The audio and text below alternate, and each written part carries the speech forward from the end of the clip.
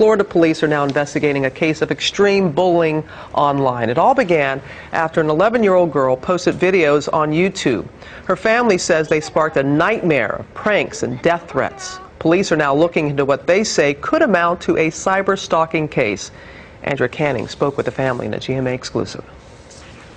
My life, okay? Jessi Slaughter's jaw-dropping YouTube videos are so controversial. I'll pop a Glock in your mouth and make a brain slushy. They've made her the victim of death threats at just 11 years old. You know what? To say that you guys have ruined my life. No, I would never think it would got to this point. Now speaking only to GMA with her parents, Jean and Diane, it's the first time the 7th grader has been out in public since her videos ignited a firestorm. I will post some in the bar.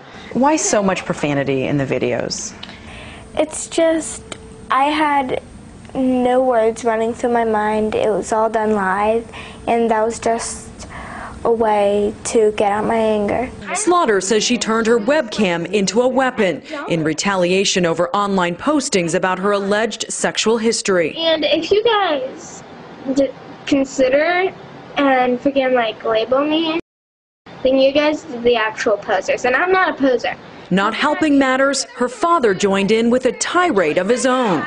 This is from her father. You bunch of lying, no good punks. And I know who it's coming from because I backtraced it. As a father, I was just trying to support my daughter and get people to stop hating. Their retaliation, now seen by more than 1 million viewers, only made the taunting worse, taking cyberbullying to a whole new level. When this first started, we were very afraid. I've been getting a lot of death threats. Online people accused me of molesting my daughter. Slaughter says she was sent to a mental health facility after the authorities believed she might be suicidal. She says she isn't, but can see how a tween could be pushed over the edge. I think that it's completely wrong that people would taunt somebody to some degree that they would actually kill themselves over it. And that's actually completely wrong, and whoever is doing it should be locked away for a really long time over it. Now Jessi Slaughter, which is actually her screen name, is about to enter counseling. But these viral videos may just end up haunting her forever. For Good Morning America, Andrea Canning, ABC News, Palm Coast, Florida. And again, she was using her screen name, not her real name. Joining us now to talk about what parents and families can do to deal with extreme cyberbullying, we have our internet security expert, Perry Aftap, joining us from, looks like you're in San Francisco this morning. Good to see you, Perry. And family therapist. Always good to see you, too. Great. And family therapist Terry Real is here with us in the studio. Where do we begin? Oh, man, what a case. What a case. It's just amazing. And Perry, I know that you have spent a lot of time looking into this, but this just seems so out of control.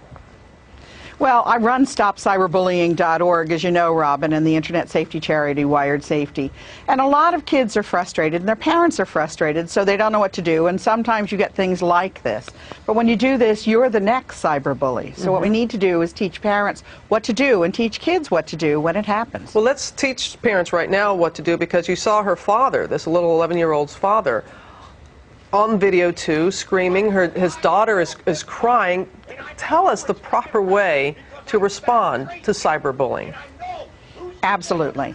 Stop, block, and tell. You teach your kids to stop and not answer back, not reply, not post anything online. To block the person or the message and to tell a trusted adult. Then the adults have to be trustworthy. And we teach them both, adults and kids, to take 5.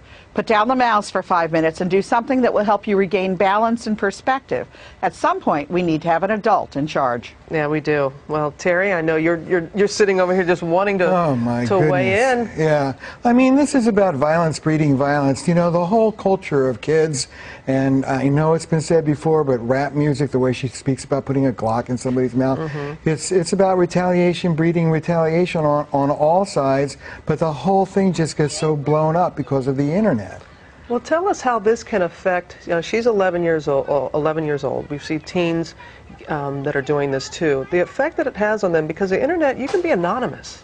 That's the and go point. After people. You know, it's a double-edged sword, because the victim has no privacy and the bully can be anonymous. So it blows up on both sides. You have kids posting things on Facebook that they shouldn't be posting, and then you have thousands of people responding. Just the sheer weight of the number is a trauma to the kid. We heard at the end of Andrea's piece that this young girl is going to get some counseling, which is good to hear. What advice do you have for her and her parents? Well, first of all, prevention is worth a pound of cure.